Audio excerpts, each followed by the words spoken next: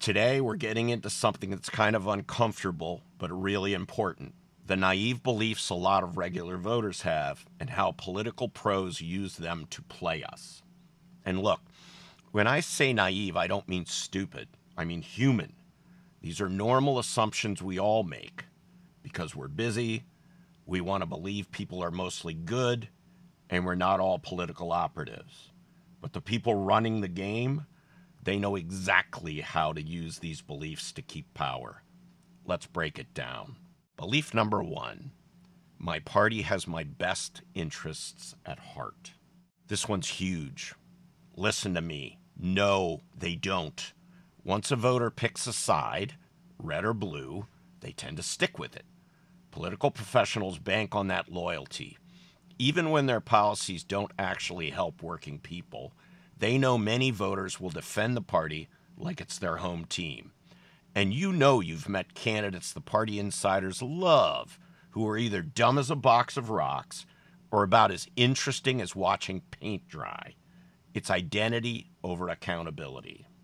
Belief number two, if it's in the news, it must be important. Wrong. So much of what dominates headlines is curated for clicks, outrage, and distraction.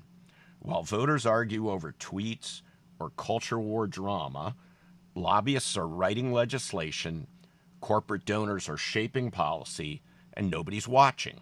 The real stuff happens off camera. And in Ohio, the media craves access to politicians, even the weakest. They'll write whatever they can get or cut and paste what they've been sent.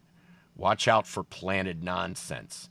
Notice the press is rarely very critical of our elected representatives, even though that's their job.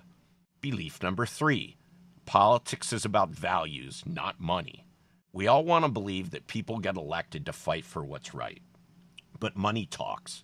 Campaign contributions, PACs, dark money, they shape who gets heard and what gets done. Values get used as marketing. Money makes the rules. Don't be a fool believing any more than a single handful aren't in it for themselves. And when they think about us, actually, they don't think about us. They couldn't care less. Belief number four, if someone sounds confident and says what I believe, they must be right. This is a big one. Confidence and charisma can make a lie sound like gospel. Political pros know how to push emotional buttons, especially when they say things people already want to believe.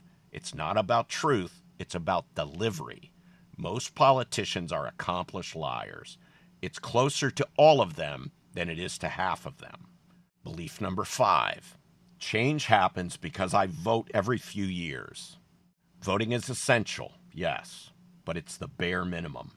The real power moves happen in between elections, in policy drafting, committee hearings, local boards, and lobbying meetings. If we only show up on election day, we're just giving away the other 364 days of our power.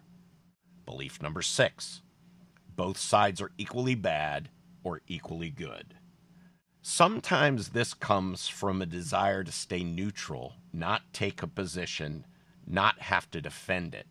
But political strategists love this.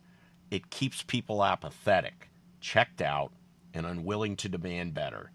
If everyone's corrupt, then no one gets held accountable. Don't fall for it. Belief number seven, if you disagree with me, you're probably misinformed or evil. Polarization thrives on this. It makes it easier to write off our neighbors and harder to build real coalitions. The more divided we are, the easier we are to control. Political pros love a distracted, divided public. So what do we do with all of this? We stay awake. We ask questions. We remember that every politician and party works for us, and they don't get to keep the job if they fail us. The more we challenge our own assumptions, the harder it is for anyone to manipulate us. Read, listen, watch, question. Trust your gut. If this gave you something to think about, share it. Or better yet, talk to someone about it. That's how we start breaking the cycle. This episode is brought to you by the Grassroots Freedom Initiative, or GFI for short. If you're not already on our email and texts lists, please be sure to join our network of thousands of Ohioans. It's easy, free, and we won't ask you for money.